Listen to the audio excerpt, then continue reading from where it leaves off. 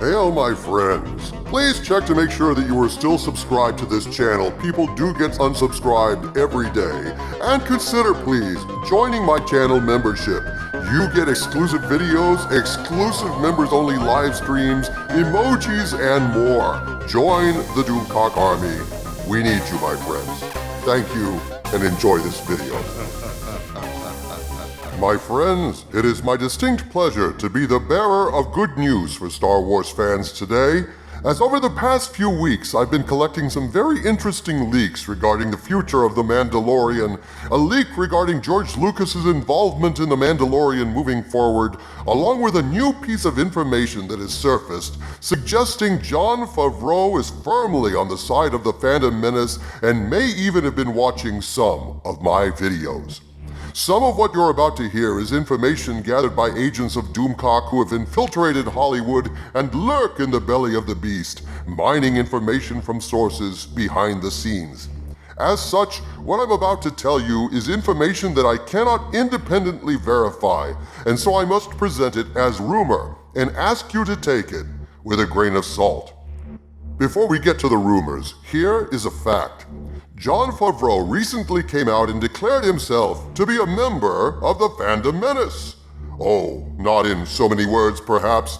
He did not use the phrase fandom menace. He didn't name any individual channels, but he made a statement publicly to Deadline, suggesting that not only is he sympathetic to those of us in the fandom who have been fighting to save Star Wars, he said something that strongly suggests he has watched Doomcock's videos and agrees with me.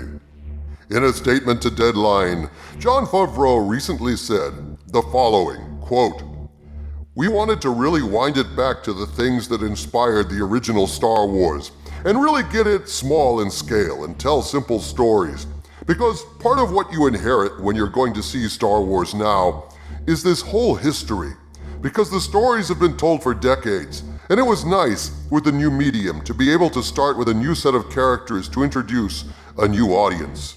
But we always knew, and this is something I learned from over at Marvel and working with Kevin Feige, is you always want to keep the core fans in mind, because they have been the ones that have been keeping the torch lit for many, many years.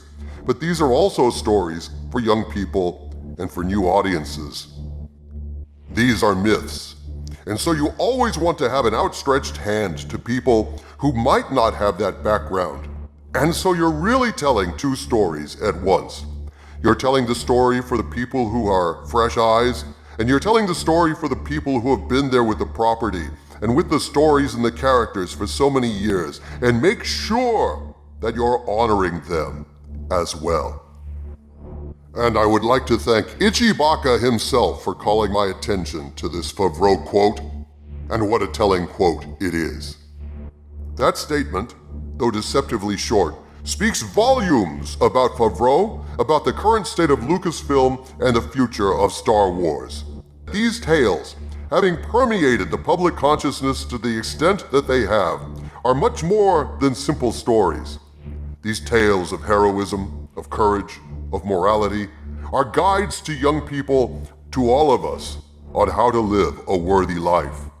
As in the Star Trek Next Generation episode Darmok, simple phrases like "May the Force be with you" or "Live long and prosper" have permeated our culture to such an extent that merely uttering these words is an act of faith in the ideals they represent and a declaration of identity, of who you are and what you stand for.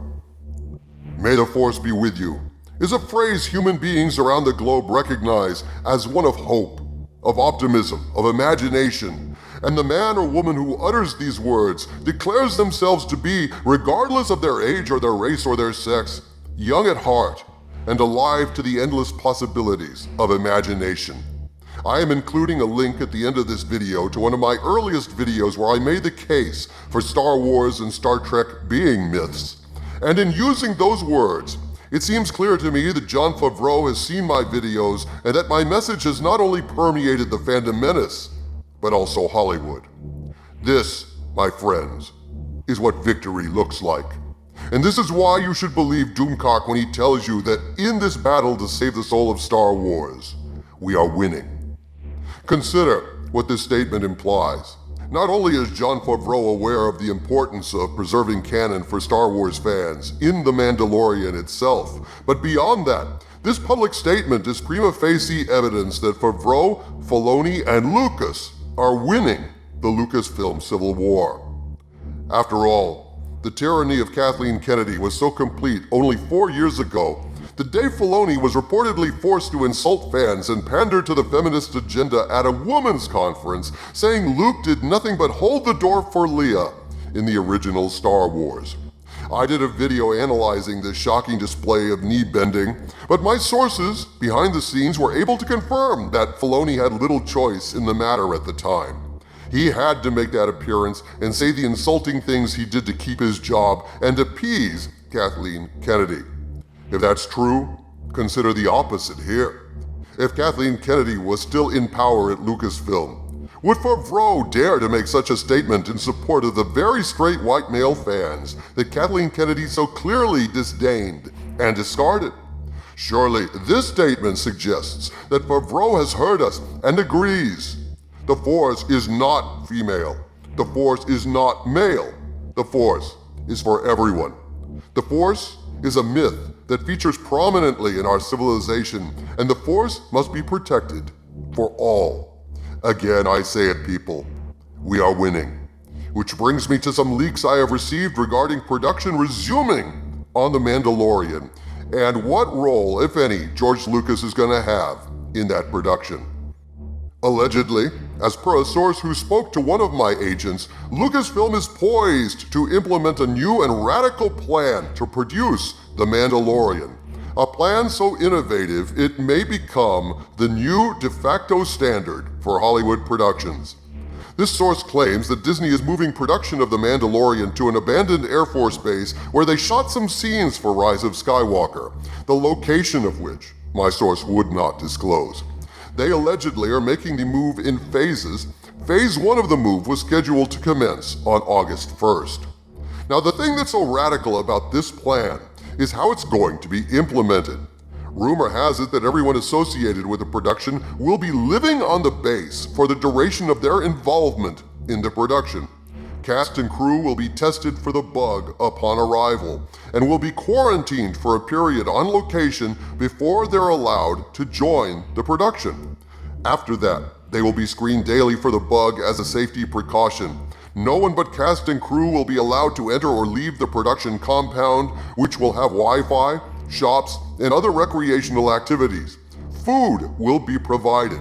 And the really fascinating part of all of this, to maximize efficiency, this source claimed they will be shooting seasons 2 and 3 concurrently.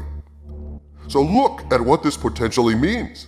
If this is true, and if it works, then this is an evolutionary stage in Hollywood production post-beer bug, creating a virus-free bubble where a team of people can come together and live together for a few months in order to create a series, a film, or several films.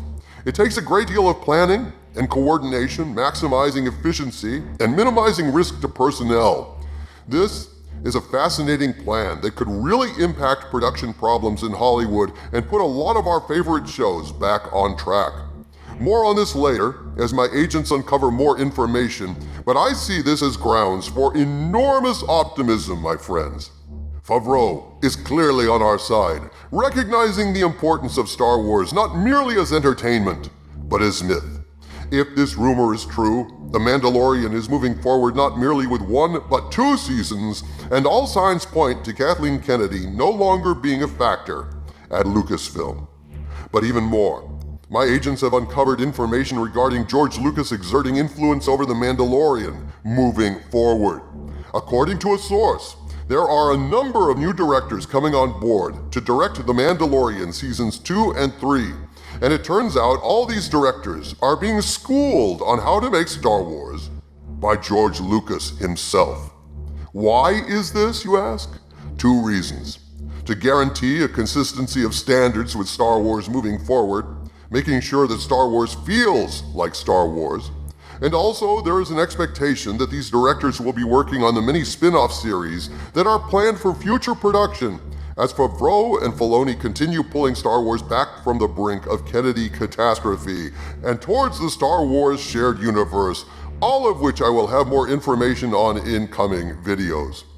Trust me, my friends, in the matter of Star Wars, the tide is turning. We are winning, and it appears at last we have some friends in high places. From the center of the earth, this is Dictor Van Doomcock bidding you all, my friends, stay hopeful.